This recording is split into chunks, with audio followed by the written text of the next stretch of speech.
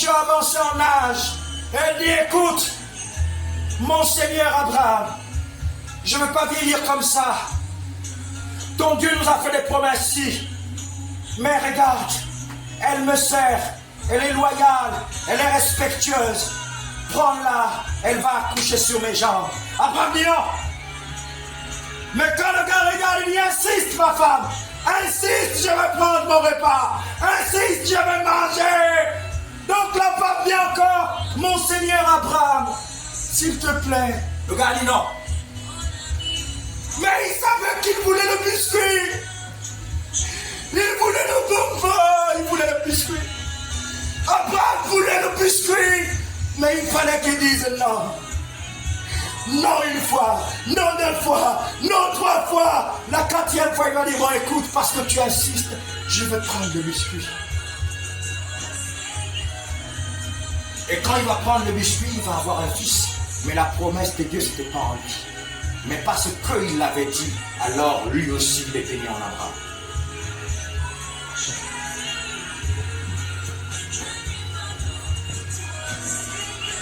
Le problème ne se résume pas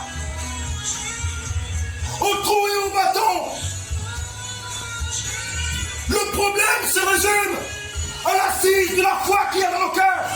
Le trou et le bâton, ce n'était pas un problème pour Salomon, mais le problème de Salomon avait commencé lorsqu'il va adorer les dieux étrangers.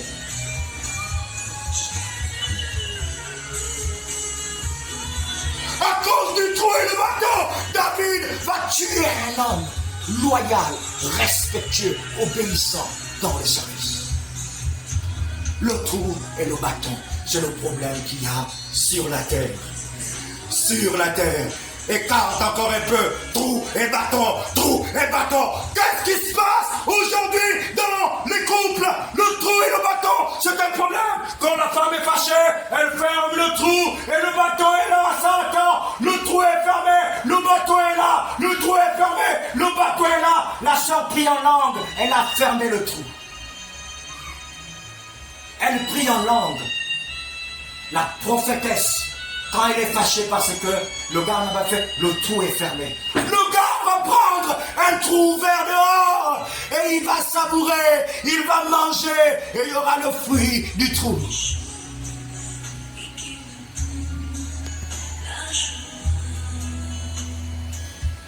Ne soyons pas des hypocrites chrétiens. J'avais fait le témoignage où après, selon jeune, je ne voulais plus reprendre l'évangile. Pour vous qui ne tombez pas, la Bible déclare que le juste tombe et il se relève, et j'étais tombé. Et la grâce de Christ m'a relevé. Mais, j'étais dans les trous. Le bâton là était dans les trous. C'était dans les trous. Allez, quand tu viens, tu cognes comme ça. Et tu dis, c'est moi. Ah oui, tu es là. Ça te rince un peu. Ça te peigne même les cheveux. Ça prend soin de toi. Mais à la maison, il n'y a pas le trou. Mais aujourd'hui, le Seigneur m'a racheté. Il m'a repêché. Il m'a ramené dans sa voie. Je bénis le Très-Haut parce que je ne voyais pas revenir. J'ai lutté, j'ai dit à Dieu, Seigneur, je ne veux pas reprendre. Je n'ai pas envie de prêcher. Je ne veux pas, je ne veux rien de tout ça. Mais son appel, c'est un feu. Et j'ai une alliance particulière, personnelle. Vous me voyez, vous dites, oh, c'est qui lui? Qu'est-ce qu'il fait lui? Certainement, après ce message, tu vas dire, oh, je n'écoute plus ce message parce que il n'est pas normal. Ne sois pas un jour étonné que tu puisses voir une autre côte à côté de moi. Il n'y aura pas de Rachel. Certainement, il y aura une Léa, encore une autre Léa. Même si les yeux regardent là-bas, mais tant que le cœur est propre, tant que le cœur peut m'aider à avancer, tant que le cœur peut m'aider à déployer la parole de Dieu dans le monde, tant que je peux témoigner l'évangile avec une autre, je le ferai pour sa gloire. Dieu ne regarde pas le trou et le bâton, mais le cœur, il la compte, la chair, il la compte. Les hommes ignorent cela. Épouser, marier à une seule femme, et il y a des frustrations. Tous les jours, vous êtes là, oui. Mais quand il n'y a plus d'amour, ça devient maintenant bizarre.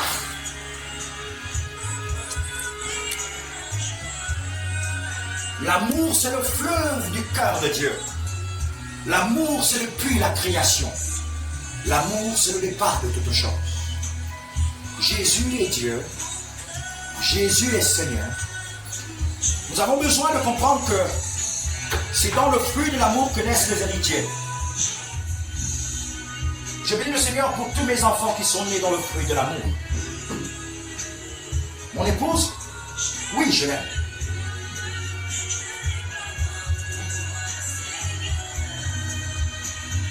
Je l'aime. C'est pourquoi je l'ai épousée. Mais la mission qui pèse sur moi, elle est tellement lourde qu'elle ne peut pas comprendre. Elle n'arrive même pas à comprendre et quand elle veut comprendre, elle ne comprend pas.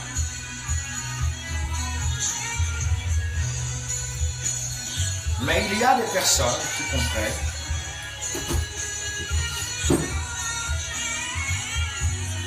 Je parle à mon Père.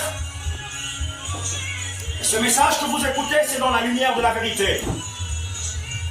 Certainement un jour, vous verrez une autre personne auprès de moi qui marchera dans les nations pour ceux qui m'appelleront parce que beaucoup diront « Oh, mais ce gars-là, il n'est pas vrai parce qu'il a une femme, il a deux. Aujourd'hui, il voyage avec l'autre, demain, il voyage avec l'autre. » Oui, certainement.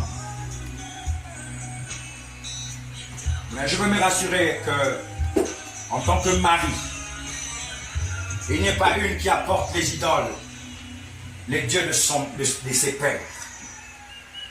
En tant que mari, je me rassurerai que le ciel est ouvert pour mes épouses, pour mes femmes, parce que l'époux viendra nous chercher. Il n'y a pas de distinction du bâton et le trou. Il viendra chercher l'épouse. Et c'est lui l'époux. Il y a tellement de femmes sur la terre. Il y a tellement d'hommes sur la terre. Mais qui tu épouses pour t'aider à rentrer au ciel? Les sœurs, certainement, vous allez dire oh non. Le gars là, il n'est pas sérieux, on le savait depuis le début. Les frères aussi diront oh oui, c'est un bon message. Pour que nous puissions aller tchoucouter, épouser encore et tchoucouter. Tout m'est permis, mais tout n'est pas utile. Tout ce qui n'est pas utile peut t'emmener en enfer. Si tu n'es pas en mesure de pouvoir tenir une personne, tu ne peux pas tenir deux. Sinon, tu mourras dans un AVC et le jour où tu peux mourir dans l'AVC, tu vas aller en enfer. Donc, il faut te rassurer sur ce que tu fais. Je bénis Dieu pour cette femme que j'ai qui supporte et qui a tellement supporté parce que je sais que le niveau où Dieu m'emmène, même moi, je n'arrive pas à comprendre. C'est lourd. Quand il me demande de faire quelque chose, le monde, ceux qui sont autour de moi ne comprennent pas. Et le mandat est lourd. Alors, il faut que ceux qui se disent dans la vérité. Arrêtez, prédicateurs. Plusieurs prédicateurs dans le monde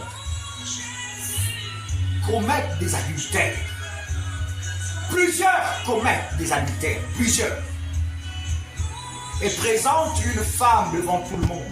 Mais derrière, il ferme la porte, il ferme la fenêtre. Après, il dit, ça va, ça a été, oh, c'était doux. Comme l'autre qui dit, oh, c'est doux ça, oh, c'est doux ça. Je me rappelle à l'époque, c'était, oh, c'est doux ça.